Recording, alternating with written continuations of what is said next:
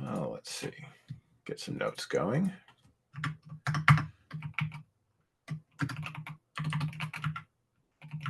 Happy November.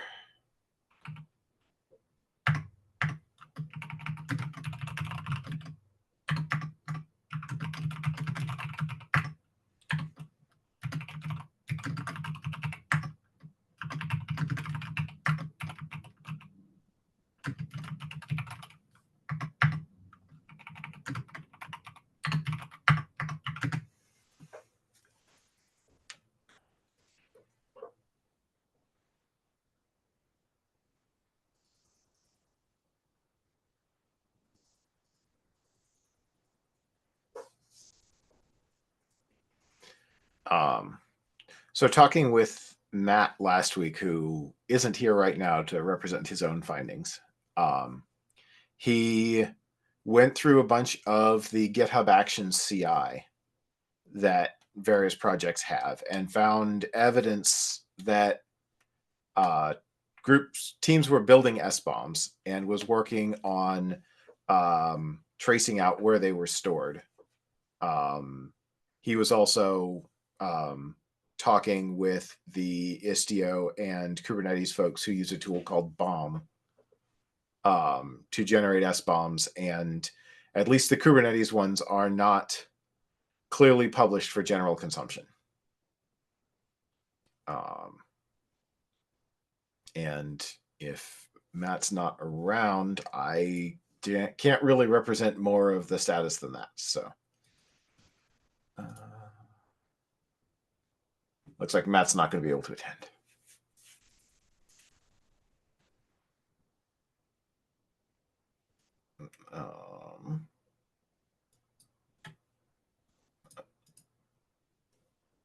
And it looks like he has a bunch of work that's in flight based on his update there. Anyone else have anything they want to share?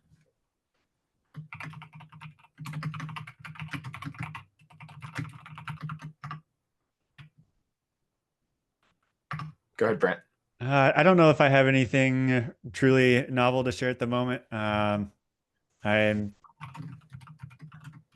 don't know, not making excuses, but KubeCon proximity to this right now is maybe dictating a little bit of where my time is spent. All of that said, for the Guac side of the house, I want to say like it's very much like the air gap like optionality, but I kind of took a step back a little bit and was like, okay, I can probably draw up like a quick air gap Zarf package and show that off, and I should probably do that first as like the first most meaningful step. Yep.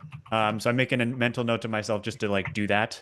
I think I ultimately like in working with the Guac team and trying to build air gap capabilities for Guac more extensively, I kind of got stuck in that analysis paralysis of wanting to make something that meets parity with their current demo, right? So with their current demo, it just is a Docker compose, puts it all, and you can reach it all at like localhost port, right? And that's very easy. The Guac deployment with Zarf is Kubernetes based. And so now you have to orchestrate like, how do I expose ports on Kubernetes in order to get the same UX as the original Guac demo? And so I was kind of stuck with in that space for a minute and like wanting to do that. And I still do. I think that's important for the overall architecture. But I think the next meaningful step I can take is to get a bare minimum. Here's a repeatable way to deploy Guac with a subset of components with some optionality and configuration to deploy other pieces that are not enabled by default quickly and easily with Zarf.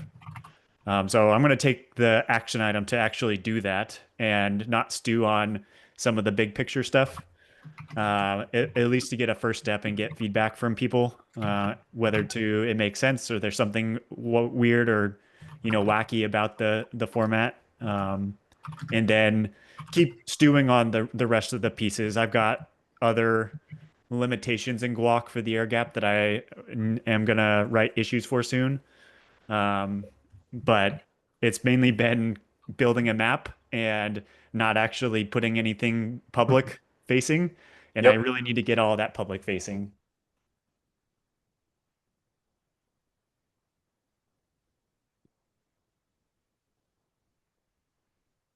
Um, yeah. I think, yeah, it sounds like Matt has gone through several evolutions of his data storage layer.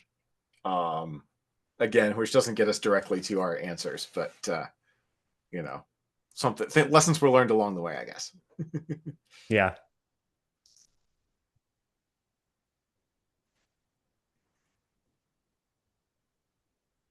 Jen or Carol, anything you Uh, want to add? yeah, from my side, I think I lost the last 2 weeks, but if you have any action item that I could help, yeah, also focus a little in KubeCon, maybe I could say hi and Yeah. yeah, and be more involved in the next steps. Oh, we should probably cancel next week's meeting, huh?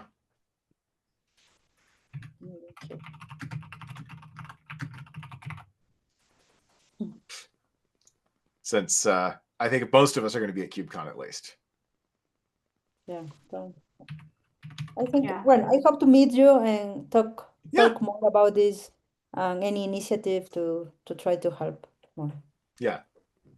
One of the things that Matt was talking about doing was trying to find a good way, having done all this data science, to find where SBOMs were being published, find a standard place so that in the future people don't have to do all the research again.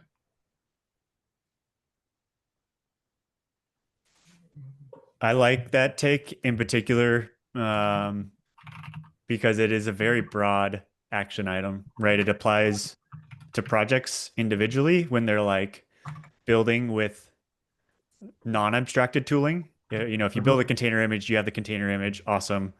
If you do something with that very explicitly, then great. But if you're using like build tooling that maybe does all of that, abstracts all that process for you, now you have to take that requirement and like put it into the tool.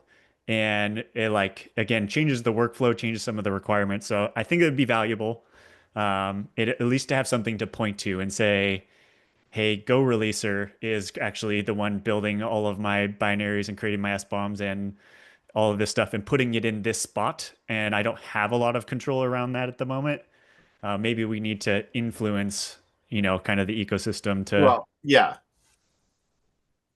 Jen, you've got your hand up. Yeah, I was just curious. So, with all the findings that Matt has, is the scope for this initiative possibly changing to we looked, it's not going to work out. Here are our findings and recommendations to make it work out? Because it seems like maybe we won't be able to really realistically answer these questions. I suggested that could be a fine outcome, and why I didn't want to define multiple milestones up front was that I suspected we were going to learn lessons that were not the lessons we thought we were going to learn.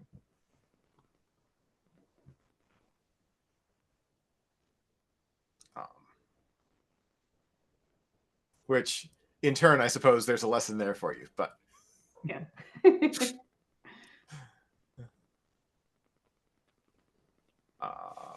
But yes, probably after KubeCon, we should see how we're doing on answering milestone 1, and if the original stuff we talked about wanting to do is actually really feasible, or if we should pivot and define new milestones. But I think post KubeCon is a fine time to do that. Yeah, I think that makes a lot of sense. And I think besides the fact that I haven't been able to dedicate a lot of time because of KubeCon, I think starting on the CRA educational pieces doesn't make as much sense unless we actually can say, okay, we answered the questions and this is why you care, or this is how we can help you. So yeah, I think that makes sense.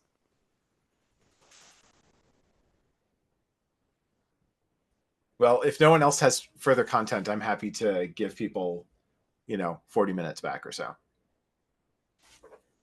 Nice to see you all. See you next week in person, hopefully. See you.